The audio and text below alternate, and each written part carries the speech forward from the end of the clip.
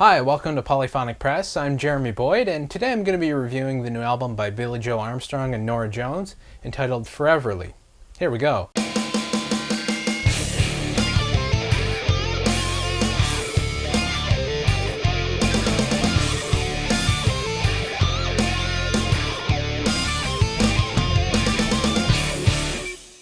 So Billie Joe Armstrong is best known as the frontman and songwriter for Green Day, and Norah Jones is a singer-songwriter in her own right. They came together to record this album, which is a track-by-track reinterpretation of the 1958 Everly Brothers album, Songs Our Daddy Taught Us. This album starts off with the song Roving Gambler, which is a traditional folk song. The most captivating aspect of this song is the way that Billie Joe Armstrong and Norah Jones' voices really blend well together. Norah Jones has made a name for herself not only being a really great songwriter, but being a very angelic and very captivating singer as well. But Billie Joe Armstrong's reputation is for the frontman of a rock band, so when you really think of his name, you don't think of him as a great singer. But I think with this song, he's really stepped up his game and sung this song with his voice that really suits it very well. This really comes out of left field for him, and I think that's really the point of this record, to show that he's not just a great rock singer, but can really sing some melodic stuff as well. The first single from the album, Long Time Gone, is also a traditional folk song, and the way the lead vocals are shared with the melody, it really sounds like something that Johnny Cash would do with June Carter. The instruments are very appropriate for this song. There's just a guitar,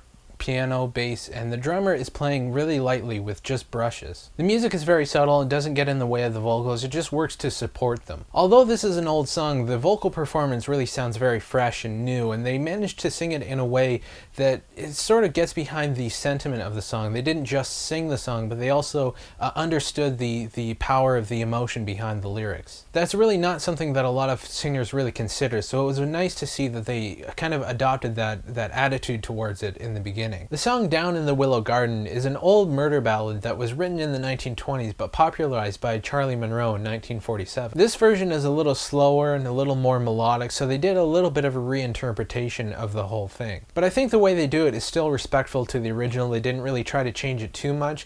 They really kept it in that traditional kind of folk country sort of element. The use of pedal steel guitar in this track is absolutely stunning. It's playing these kind of ascending lines that really work to complement the vocals and really get into the emotion of the whole song. It's really very appropriate for the song, and it's probably my favorite aspect of this whole piece. The song Barbara Allen is an old English folk song, and like a lot of these songs, no one really knows who or when these songs were written. The song starts off with just Billie Joe and an acoustic guitar singing, and Norah Jones comes in on the chorus singing the harmony, and they're not really singing in unison like a lot of the songs on this album. So it's really nice to hear them harmonize as well as sing in unison as well. The kind of secondary melody of this song is kind of played on a fiddle, and I noticed with a lot of these songs, they really kept it in a very traditional folk and country kind of vein. They didn't stray too far from that path. And they didn't try to modernize it, which I think is really something that was done out of respect for all these songs, which is really refreshing. I think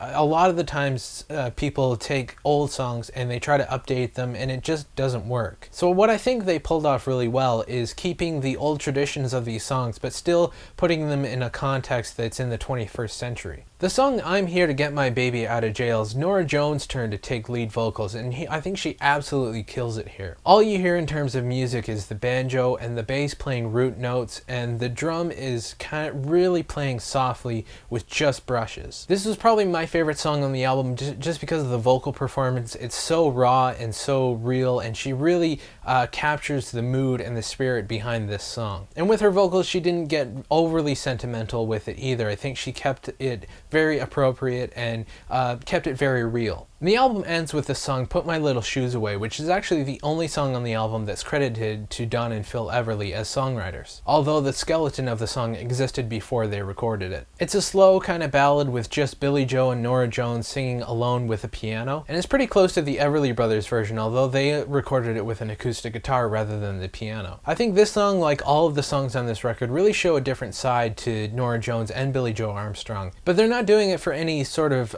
publicity or commercial reasons. They're really doing it because they love this music, and they're kind of trying to show off that they can pull this off. The production on this album, like I said, is very appropriate for this kind of music. It's very straightforward. They didn't really add a lot of dynamics or anything like that. They just did what they needed to do to bring the authenticity of these songs out. I have to admit, I was pretty skeptical going into this album because the idea of taking a track-by-track cover of a whole album, that is over 50 years old is kind of a weird concept when you think about it. But I was pleasantly surprised when I heard that they sort of kept it very respectful to the original work, as well as kind of made it their own at the same time. Their voices really sound great together, and I'd be very interested to see what they can do in other aspects in terms of writing original music as well. So I hope this isn't the only collaboration that they do together. There really isn't much bad I can say about this album, so I'm going to give it a 9 out of 10. So anyway, that's what I thought about the album. Let me know what you guys think in the comments. If you'd like to suggest an album for me to review, please leave that in the comments as well. Don't forget to check us out on Twitter and Facebook, and that's about it. Take it easy.